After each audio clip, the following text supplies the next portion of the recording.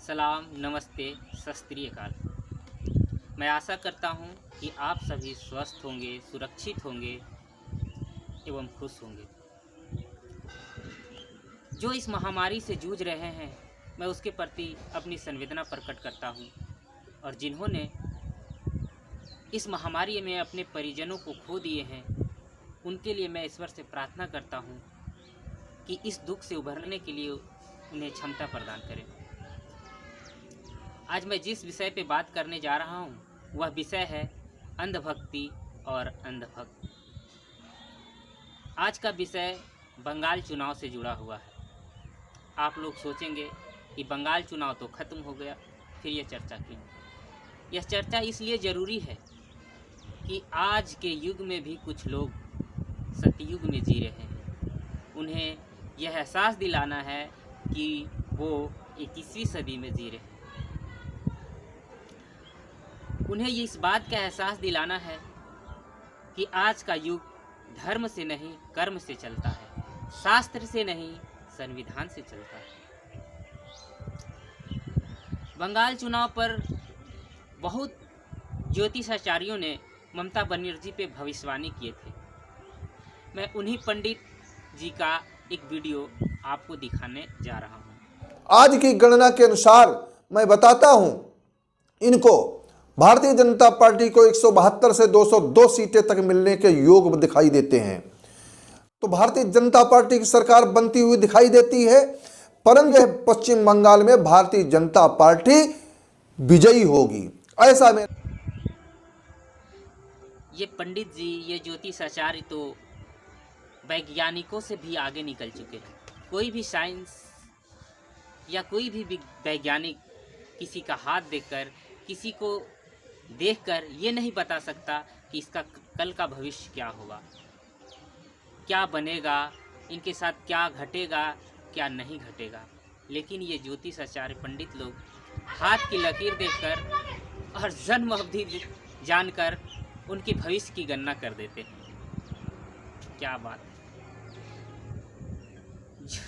शास्त्र की ज्ञान इतनी प्रबल है। इन शास्त्रों और वेदों के ज्ञान से ना तो संसार चलता है, ना संसार को गति प्रदान करती है, ना ऐसी कोई चीज़ या कोई वस्तु बनाया है आज तक जो संसार को सुख दे सके, सुविधा प्रदान कर सके। आज कहते हैं कि भक्ति भजन से मन को शांति मिलती है, लेकिन जो वास्तविक में शरीर को शीतलता प्रदान करती है वो एसी और कूलर वैज्ञानिकों ने ही बनाया है। कहते हैं कि शास्त्रों और वेदों के ज्ञानों से जीवन में प्रकाश उत्पन्न होता है, लेकिन वास्तविक में प्रकाश उत्पन्न करने वाली बिजली और बल्ब का निर्माण वैज्ञानिकों ने ही किया। दोस्तों, हमारे देश में मंदिर मस्जिद के लिए लाखों जाने जाती हैं, लाखों जाने ले लेते हैं लोग। अयोध्या मंदिर के लिए भी कितनी जाने गए। कुछ विद्वानों ने ये कहता रहा कि अपने देश को क्यों बर्बाद कर रहे हो इस मस्जिद और मंदिर के चक्कर में। इससे अच्छा है कि इस विवादित स्थल पर एक अस्पताल बना दिया जाए, जहां सभी लोग जाएंगे और अपनी इलाज करवाएंगे। अपनी सुविधा, जो चिकित्सा को जो सुविधा मिलेगा उसे सबको प्रदान होगा। आज हम लोगों को यह एहसास हो रहा होगा कि जितने पैसे हम मंदिर के पीछे खर्च किए, अगर उस पैसे से पता नहीं कितनी अस्पतालें बना दिए जाते। और आज जो हमने इतने लोगों को खोया है, दावे के साथ कहता हूँ कि उतनी पैसे अगर स्वास्थ्य पर खर्च होता, अस्पतालों पे खर्च होता, तो जितने लोग मरे हो उसमें से 20% लोगों को हम बचा पाते। लेकिन क्या करें, आज के कुछ राजनीतिक पार्टियां भी जो है वो धर्म की पहिया लगाकर अपनी पार्टियों को चलाना चाहता है। आज इस मीडिया को हम लोग गोदी मीडिया कहते हैं, जो मोदी की भक्ति भजन करते हैं। इस बाबा को हम क्या कहें, जो मोदी जी की गोद में जाके बैठ गए हैं। ये भी गंदी राजनीति करने लगे हैं और लोगों को भ्रम में डालने लगे हैं।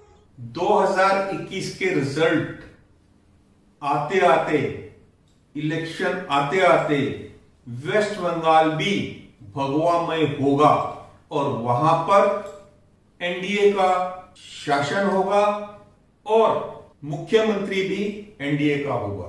नमस्कार। आप ये वीडियो देखकर तो समझ ही गए होंगे कि ये बाबा कर क्या रहे थे और चाहते क्या थे।